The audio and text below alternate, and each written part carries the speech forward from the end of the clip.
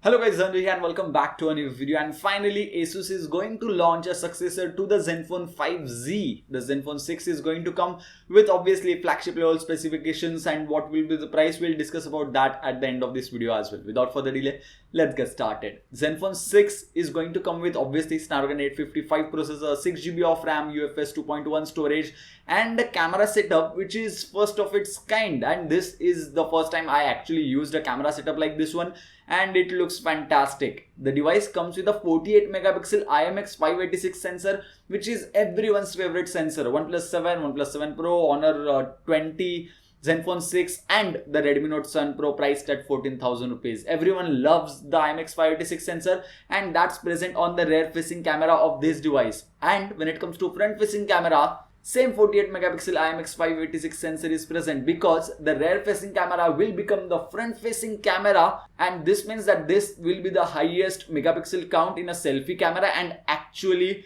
the sensor will be a 48 megapixel sensor. So if Asus gets the software correct, front facing camera is going to be mind boggling on this one. Device comes with a dual camera setup, and second one is the wide angle camera sensor, which can be used in rear facing camera as well as front facing camera or selfies, because the camera just flips in front. And if you're worried about the flip mechanism, then you should not, because Asus said that they have tested it 1 lakh times and nothing happened to the setup, and they are using a metal which is stronger than stainless steel, which means that it is firm, steady, sturdy, and nothing to worry about. Basically, this not only feels like a new mechanism but also little bit better as compared to the pop-up camera, because when it comes to pop-up camera, dust and small particles can go inside the device, whereas with this particular mechanism, chances of dust going inside the device are very less. Zenfone 6 comes with laser autofocus. Once again, this can be used on rear facing camera as well as the front facing camera. It can shoot 4K 60 FPS videos, but the device does not come with OIS. You have to be satisfied with EIS on the Zenfone 6. I'm not sure how I feel about that, but let's see how good the EIS on this device is. Slow motion for up to 480 FPS is possible on this device, and I'm expecting the 480 FPS slow motion to be good, because the device comes with Snapdragon 855 processor, the flagship level or the best processor that you can get in the market. 6GB of DDR4 RAM, 64GB, 128GB, all those internal storage variants. But the device will come with UFS 2.1 storage instead of UFS 3.0, which is present on the OnePlus 7 series of devices. But obviously they are priced a little bit higher as compared to this one. I'm not sure about the pricing of Zenfone 6 yet, but still I'm going to assume that Zenfone 6 will undercut the pricing of OnePlus 7, so that they can be very competitive in the market, and Asus should do that. And I'm pretty much sure that it will be a great competition to OnePlus 7, because there are a lot of things that OnePlus 7 doesn't have. A dedicated micro SD card slot, 5000 mAh battery, quick charge 4.0 is not present on OnePlus 7, even though it comes with warp charger, dash charger, which is better than quick charge obviously.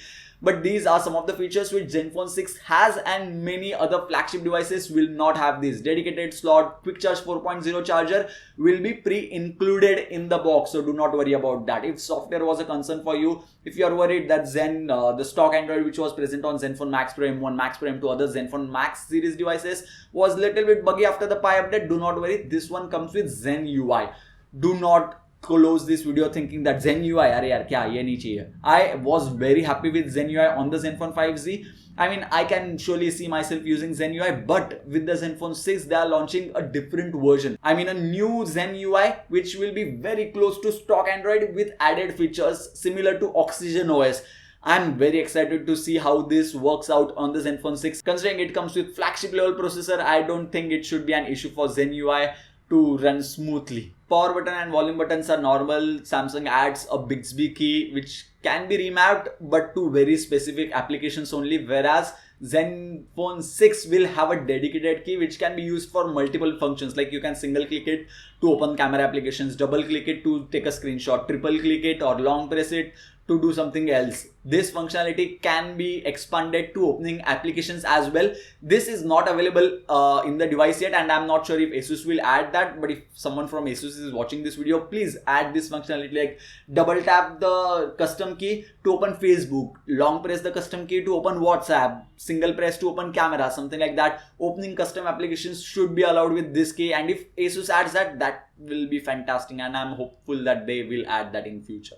Camera to API is supported out of the box. This means Google camera can be used.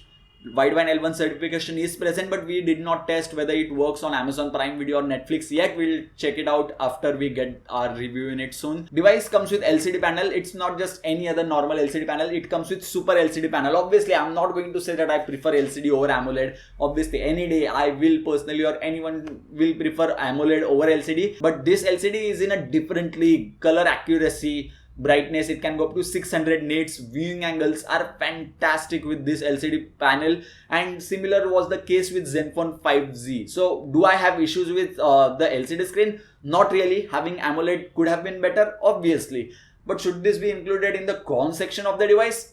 Obviously not. LCD panel on the device is going to look fantastic. I'll talk more about that in my full video, which will come, I don't know when, but soon. If dedicated microSD card slot was not enough, it comes with dedicated notification light.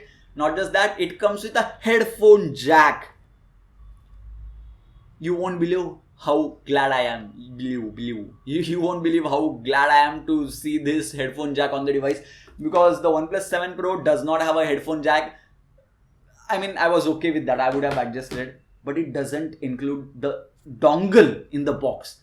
Why would you do that? I mean, if my father buys this device, how is he supposed to use headphones? Because you guys don't provide the headphones in the box. So how is he supposed to use those headphones with the USB Type-C port?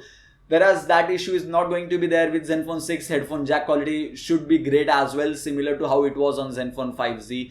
Quick Charge 4.0 charger will be included in the box because the device is going to come with 5000 mAh battery. One of those rare devices, or maybe one of the first device to, or a flagship device to come with a 5000 mAh battery with Snapdragon 855 or flagship level processor basically.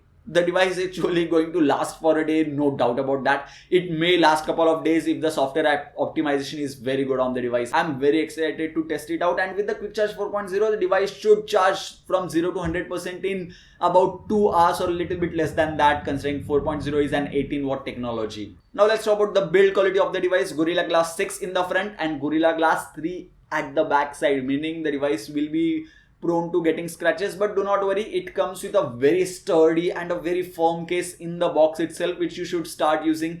And it feels like a flagship device when you look at the case, like you are going to put this case on a flagship device, so you do not need to buy a separate case just because you bought an expensive device. This brings me to the point of pricing. Will it be expensive? I hope not. I guess the expected price from me, or the device will be priced at 30,000 rupees. If the device is priced at 25,000 or 26,000 rupees, it will be a killer pricing. I'm not sure about the pricing as of shooting this video, but let me know what are your expectations from this device, considering you know all the specifications and how the device looks now, in the description box below. If you still have any more doubts, suggestions or queries regarding this video, do let me know about that in the comment section box below as well. So yeah, that's pretty much it for this video. Subscribe to the channel if you haven't already, and press the bell icon so that you will get notified next time I upload a video like this one. So yeah, thank you guys. Thank you for watching.